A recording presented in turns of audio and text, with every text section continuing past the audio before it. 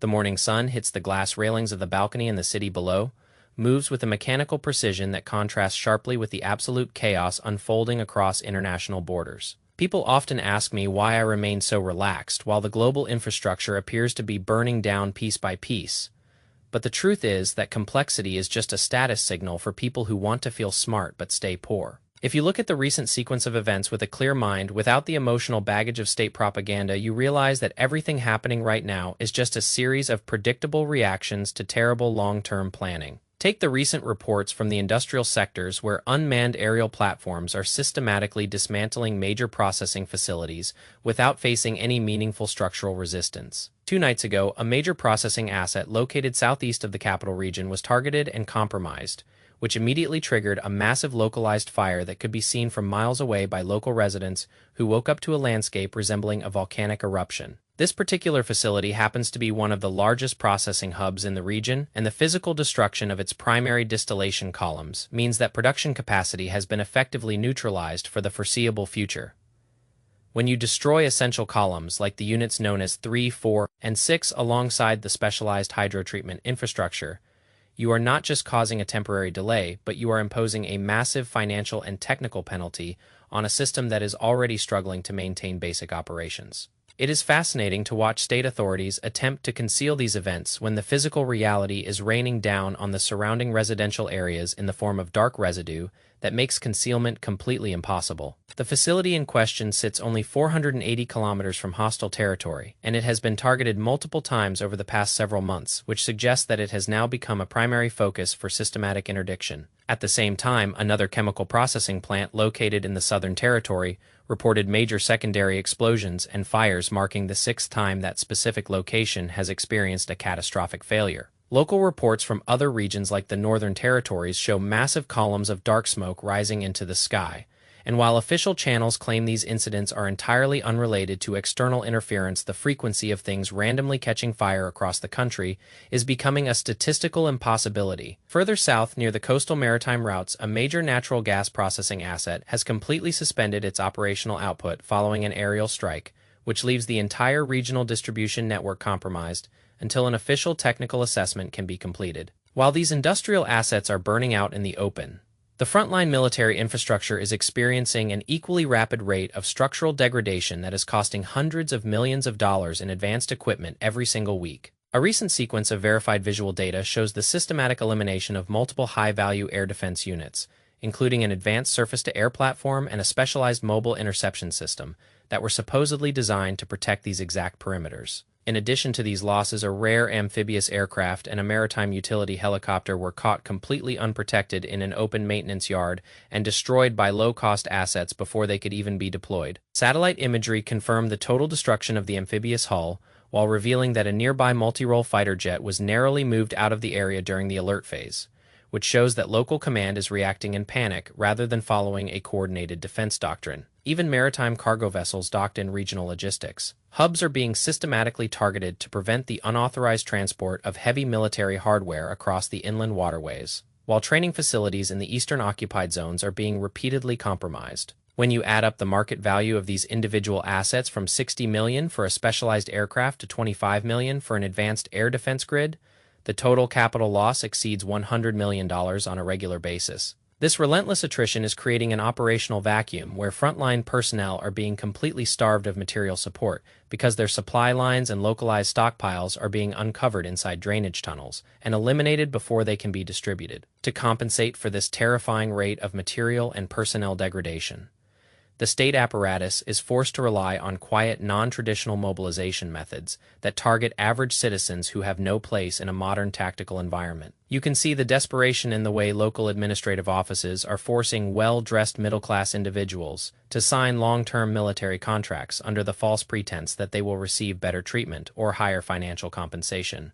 before being sent directly into high attrition zones. This quiet extraction of the productive civilian population is happening constantly behind the scenes while the official media channels try to project an illusion of absolute stability and overwhelming public consensus. Interestingly, the internal narrative is beginning to fracture as independent military commentators and nationalist media outlets turn their criticism toward the central administration after realizing that the current strategy is completely unsustainable. The institutional response to this internal dissent is to claim that these long-term pro-war commentators have been secretly compromised by external financial actors, which is a hilarious defense considering the state could simply choose to allocate more capital to verify their own narratives if they had any actual substance. To manage the optics of this declining internal support, the state-controlled polling institutions are actively revising their methodologies because traditional telephone surveys are no longer yielding the desired results due to rising public dissatisfaction. When your public approval metric drops significantly, the solution in an authoritarian framework is not to alter your policy, but to send state representatives directly to the doors of private residences to ask citizens face-to-face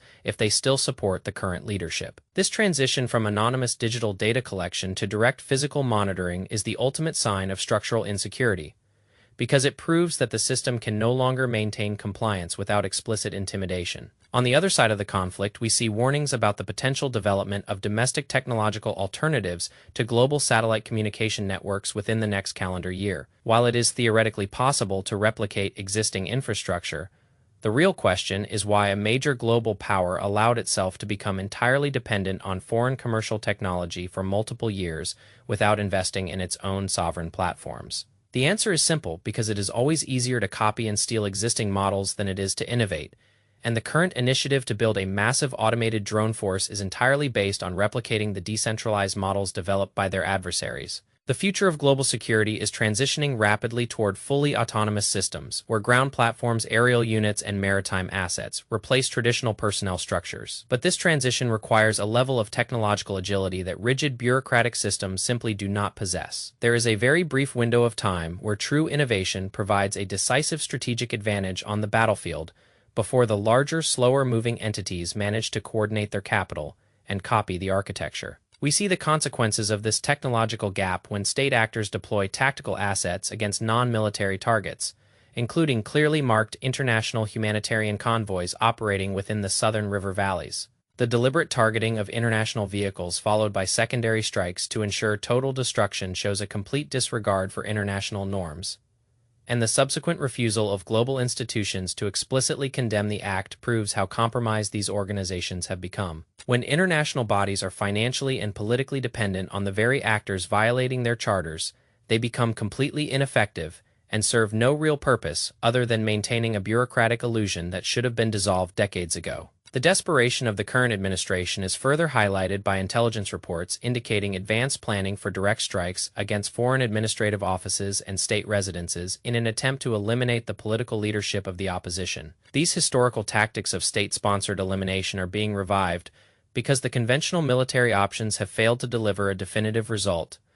But removing individual leaders does nothing to alter the structural determination of a population defending its own territory. Meanwhile, the human cost of this strategic failure continues to mount in the civilian sectors where heavy long-range cruise missiles are routinely deployed against residential buildings, resulting in significant non-combatant casualties. Watching the youth of a nation attend memorials for their classmates who were eliminated by unguided industrial violence is a stark reminder that the real-world consequences of political incompetence are never borne by the individuals making the decisions. While the domestic situation deteriorates, the leadership is forced to seek external diplomatic validation by traveling to regional superpowers to remind the global community that they still maintain transactional alliances. These high-level meetings are often characterized by an absolute lack of meaningful strategic output, while individual politicians waste time praising the aesthetic design of foreign ballrooms and flatter authoritarian leaders in exchange for empty symbolic gestures. The reality of these diplomatic interactions was clearly defined when the host nation explicitly referenced the historical trap,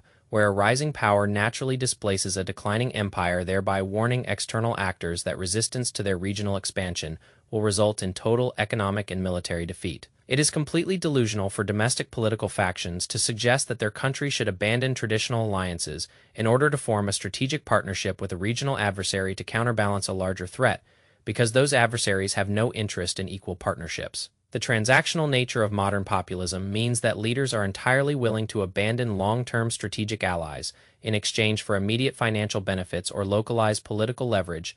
leaving vulnerable island territories to face regional expansion without any real guarantees. We see this exact dynamic playing out across the maritime trade routes, where critical choke points have remained entirely closed for months, causing an absolute logistical disaster for global commerce. while regional powers look for ways to secure separate non-aggression pacts. The economic consequences of these prolonged disruptions are beginning to manifest within the domestic financial markets, where 30-year government bonds have reached yields not seen since the Great Financial Crisis of 2009. When the cost of sovereign debt increases to this level, it indicates that investors are completely losing faith in the long-term stability of the currency due to the combined pressures of aggressive trade tariffs, regional conflicts, and structural inflation. The projected inflation metrics for the upcoming quarters suggest that the average consumer will experience a significant erosion of purchasing power across basic commodities, mortgage rates, and consumer credit lines, while a large portion of the population remains trapped inside a curated cultural narrative. The only real positive development within this entire bleak landscape is the quiet resilience of individual nations that continue to develop sovereign defense capabilities alongside international partners who are establishing special tribunals to prosecute these systemic violations. At the same time, successful personnel exchanges are finally bringing home individuals who have survived years of harsh captivity, proving that even the most rigid and oppressive systems are ultimately forced to negotiate when their external support structures begin to dissolve. The visual transformation of these individuals after years of systemic deprivation is a clear testament to the reality of the situation, and as the global landscape continues to shift, it becomes increasingly obvious that maintaining a disciplined and clear perspective is the only way to navigate the collapse.